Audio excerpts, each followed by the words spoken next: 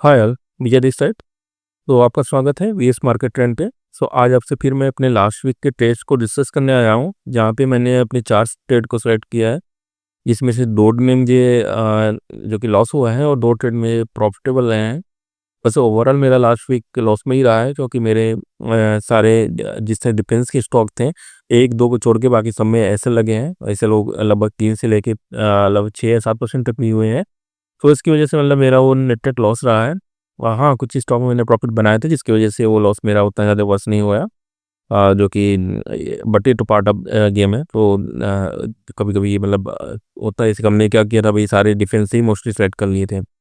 Sector अच्छा दिख रहा था, बट वो मेरा रॉन्ग जो कि डिसीजन रहा, और जिसकी वजह से जो है कि मुझे वो सारे एसएल लेने पड़े।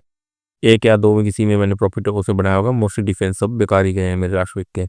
क्योंकि हम डिस्कस कर लेते हैं अपने जो 4 ट्रेड हमने सेलेक्ट किए हैं, जिसमें कुछ लर्निंग है, मतलब इस वजह से हमने इसे सेलेक्ट किया है।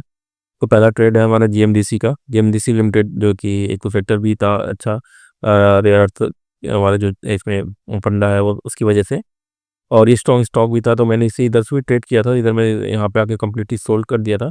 बट जो कि फिर लास्ट वीक में मुझे तो थर्ड को इसमें एक फिर से रैली दिखी थी।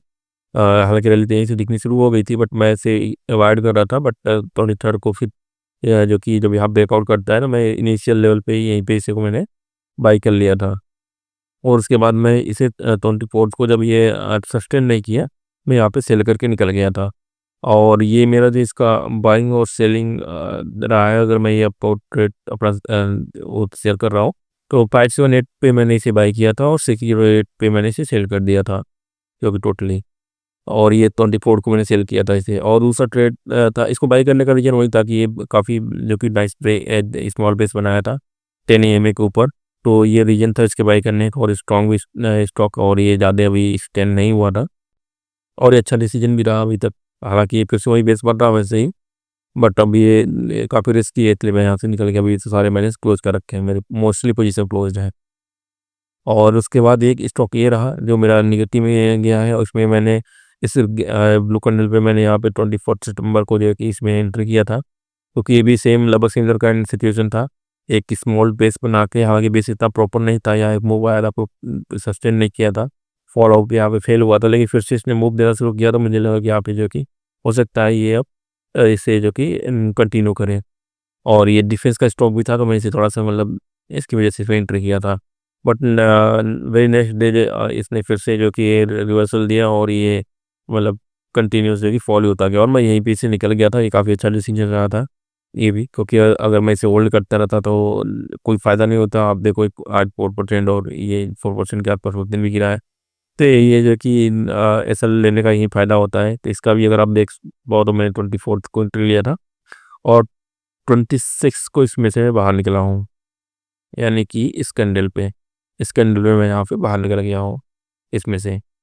और इसके बाद जो कि नेक्स्ट की अगर हम बात करें, तो ये मेरा प्रोफिटेबल ट्रेड रहा है अमांता। ये जो कि आईपीओ था, यंग आईपीओ, तो इसमें भी अच्छा खासा यहाँ लग रहा था, बट हालांकि इसका एटीट्यूड सही नहीं था, क्योंकि बहुत ज़्यादा इसमें जो कि विक्स बन रहे थे, आप देखो तो मैंने इसीलिए इसमें क्विकली यहाँ पे एंटर किया, और निश्चित कैंडल पे मैं जो कि नेक्स्ट से सेल करके निकल गया। ये भी अच्छा ट्रेड गया था, लगभग 6-7% के आसपास से मेरा बना था और ऐसे ही कुछ इसमें भी बना था, जीएमडीसी में भी। और इसमें तो आई थिंक 4% के आसपास एसएल मैंने लिया था, और जो कि सिरमा में भी 2-3% का मैंने एसएल लिया। इसमें भी एंट्री उसी बेस पे मैंने किया था, जैसे जो कि एक्स्ट्रा माइक्रो में किया था। सेम मतलब ये स्मॉल बेस बन रहा था, बट ये मार्केट की वजह से ही नहीं आप देखो तो फिर वही है कि सस्टेन नहीं कर पाया, और मैं तेजी से निकल गया यहाँ से। क्योंकि जो इतना वीक मार्केट में हमें इतना ज़्यादा मतलब टाइम देना मतलब सही नहीं लगा। हालांकि ये 10 EMA के ऊपर था, लेकिन यहाँ पर आप देखो तो ये जो कि ब्रेकआउट के पास से ही फिर से रिवर्स हो रहा था। तो ये मतलब एक रेड सिग्नल लगा, और ये डिसीजन भी ठीक रहा, आगे चल के मार्केट वीक ही हुआ है। और ये जो है कि देखा जाए तो अभी आरटीसी यहाँ तक तो आना चाहिए से, तो कोई ये जो कि फ़ायदा नहीं था कि इसे होल्ड किया जाए। तो ये मेरे 4 ट्रेड थे, जिससे मैंने वो लेवल्स वगैरह आपको मतलब जैसे मतलब कैंडल्स एटलीस्ट मैंने आपको बताया, मैं उस कैंडल किस कैंडल पे किस दिन बाय किया और रीजन क्या था उसका।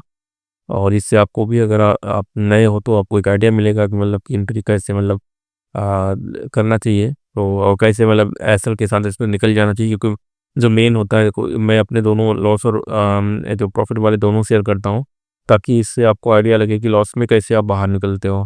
केवल प्रॉफिटेबल ट्रेड अगर हम शेयर करेंगे तो ये एक तरह से मास्किंग होगी रियल डेटा पे, क्योंकि ये ट्रेडिंग या इन्वेस्टिंग जो भी कह लो, लॉस और प्रॉफिट दोनों उसमें इंक्लूड होते हैं। और इस ईयर तक तो काफ़ी मतलब ये वर्स ही रहा है लोगों के लिए मोस्टली। तो ये जो कि ये सारे ट्रेड अगर हम नहीं डिस्कस करेंगे तो आप मतलब लर्निंग अगर आपको नहीं हो तो ये सब नहीं मिल पाएगी एक्चुअली कैसे इसको हम डील करें। तो एसएल लेना बहुत ज़रूरी होता है। जैसे मैं अपना एसएल लेता हूँ कि कैंडल के बेस पे कि अगर वो रिवर्स हो रहा है, खासकर सेल, जैसे कि इस पे मैंने बाई किया था, इससे लो गया था, मुझे ऐसे ही लिख गया, मैंने यहाँ भी कुछ मतलब निकाले ऐसे, यहाँ भी कुछ किए, खत्म कर दिए ऐसे पूरा, जो कि जैसे 10 EMA के नीचे गया था, मुझे रुकना नहीं है। तो मैं ये बना के चलता हूँ मुझे कहाँ तरीके से जो कि होल्ड करना है। सेम यही यहाँ भी था, यहाँ पे हालांकि 10 EMA के ऊपर था, लेकिन जब ये अगले दिन ये फिर से सस्टेन नहीं किया, फॉलो अप नहीं दिया, तो इसका मतलब ये सेम देखो तो इसका पैटर्न ही वही बन रहा है कि एक दो कैंडल बनती है लंबी सी, फिर ये बेस बनाने लगता है। ऐसे ही यहाँ तो भी था, यहाँ थोड़ा सा, लेकिन एक ही दो कैंडल करके फिर बढ़ा, फिर यहीं पे यहाँ पे भी ऐसे ही है। तो जब उतना ही मूव दे रहा है तो क्यों फालतू को पड़े रहो। हाँ, जब तक आप एक बहुत लंबा लेके ना बैठे रहो, और ऐसे मार्केट में तो भाई ये लेके बैठना मुझे सही नहीं लगता है, इसलिए मैं तो इसे ना, क्योंकि जो भी प्रॉफिट मिलता है निकलते जाता हूँ। तो ये छोटा सा वीडियो रहा जिसमें मैंने अपने लास्ट वीक के चार ट्रेड को जो कि डिस्कस किया आपसे, और बस केवल उस लेवल को इस पे मैं बाय किया और इस पे सेल किया। Hope actually you got some knowledge from this video, so please like and subscribe if you are getting some knowledge. Thanks, bye.